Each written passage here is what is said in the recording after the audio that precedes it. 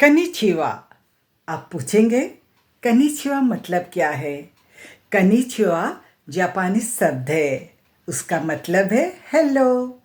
तो चलिए जापान चलते हैं। आज जापान की एक गांव हम पहुंचते हैं और गांव में मिलते हैं एक दरिद्र सा शराब बिकने वाला व्यक्ति केतो से। केतो निर्धन था लेकिन मन का धनवान था। वो सारे गांव में हंसता मुस्कुराता चलता था, फिरता था, रहता था।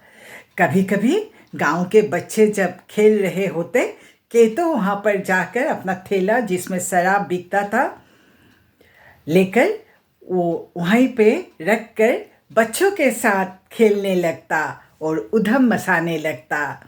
बच्चे भी खुश रहते, सभी केटो को अच्छा मानते थे। गांव के कोई लोग अगर परेशानी में रहते, केतो जाकर उनका सहायता करता। केतो एक दिन उसी गांव के पास एक सागर किनारे दूसरा गांव था, वहां जा पहुंचा। सागर की नीली नीली पानी को केतो कुछ देर ताक रहा था। माँ ने बचपन में ही उसका जीवन से विदाई लिया था। माँ का देहांत हो गया था उसके 3 साल के उम्र में। लेकिन मौसी ने कहा था कि तुम्हारी आंखें नीली नीली है सागर की पानी की जैसा, और तुम्हारा माँ का आंखें भी नीली थी। उसीलिए केतु जब सागर को देखा तो सागर को ताकता रह गया। वो सागर के पानी में अपने माँ का प्रतिबिंब देखना चाहता था कि तभी देखा आकाश में जो सागर का पक्षियाँ होते हैं शोरगुल कर रहे थे। उसको अच्छा लगा यह माहौल। सागर किनारे बैठा, हवा का झोंका था, अच्छा लग रहा था। सागर के जो लहरें ऊपर नीचे कर रहे थे, नीली नीली आकाश, नीली नीली पानी, जैसे खुशबू बिखर रहा था गुलाब का वहाँ। ऐसा लग रहा था खुशियों का गुलाब, खुशियों का मौसम था कि तभी कोई रो रहा था। कौन रो रहा था? उसने इधर उधर देखा कि तभी देखा एक बंदर कोने में बैठा हुआ था, वो रो रहा था। तो केतो उसके पास गया और जाकर केतो ने उस बंदर को देखा। बोल तो नहीं सकता था बंदर। तब जब देखा कि बंदर का एक पंजा को एक केकड़ा पकड़ रखा था मुंह से दबोच कर, और वो पीड़ा से चिल्ला रहा था। तो केतो ने वहां पर कुछ देर रुक कर देखा, फिर एक डंडा लिया, डंडा से पीटने लगा केकड़ा को। लेकिन केकड़ा भी थोड़ा बदमाश था, वो पकड़ा रहा कि उस बंदर का हाथ को।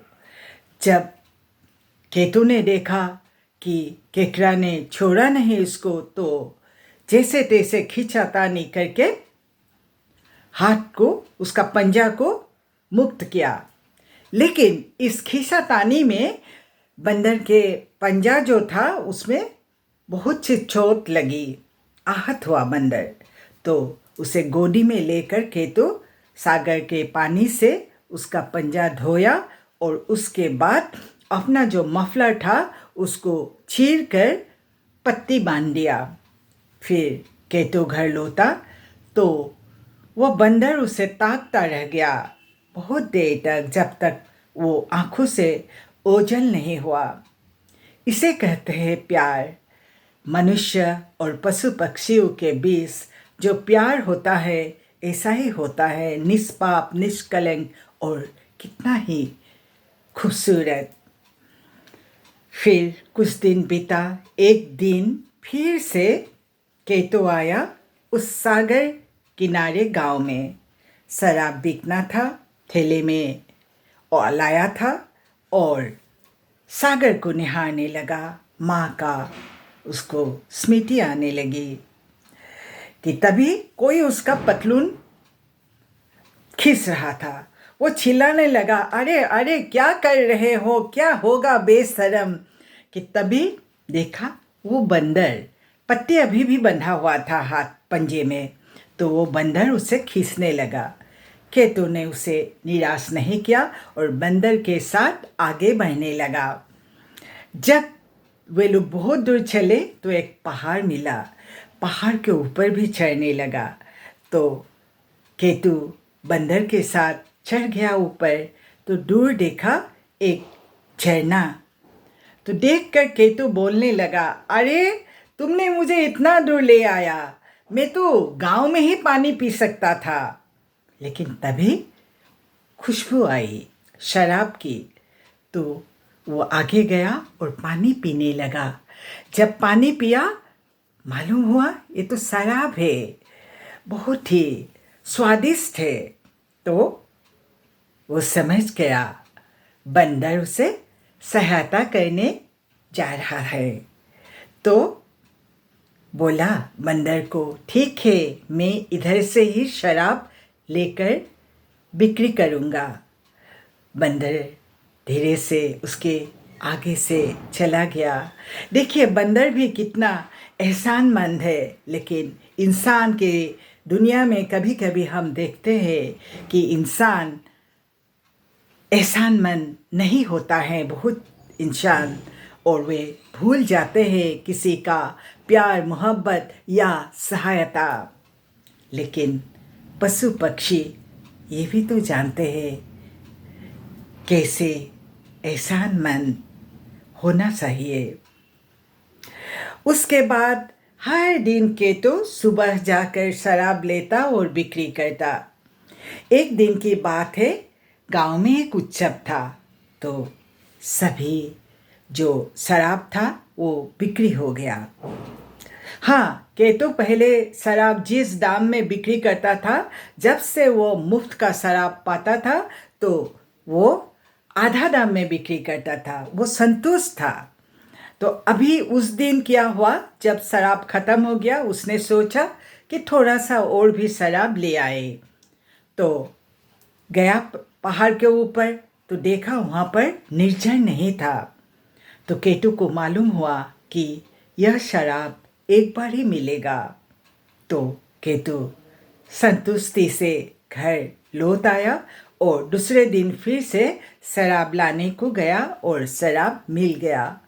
और इसी तरह धीरे धीरे केतु धनी होने लगा। उसका जीवन सुधर गया और वह सुख से रहने लगा। कभी कभी वो बंदर आकर उसके सामने नाचता था और केतु भी उसे प्यार करता था। उसका पंजा अब ठीक हो गया। कभी कभी छोटे छोटे बच्चे लेकर भी आते थे, उसका बच्चा था। तो केतु ने भी शादी किया और उसका भी संसार बस गया और इसी तरह से सुखी जीवन बिताया। इस कहानी, छोटी सी कहानी से हमें संतुष्टि का ज्ञान होता है। हम लोग चीज़ों के पीछे भागते रहते हैं, लेकिन बहुत सारे चीज़ रहने से भी हम सुखी नहीं हो पाते। लेकिन जब मन में संतुष्टि का बीज हम बोए तो जीवन सुंदर हो जाता है और शांति से हम रह पाते हैं। कैसा लगा यह कहानी? अगर आप लोगों को अच्छा लगा, मुझे बहुत खुशी होगी। धन्यवाद।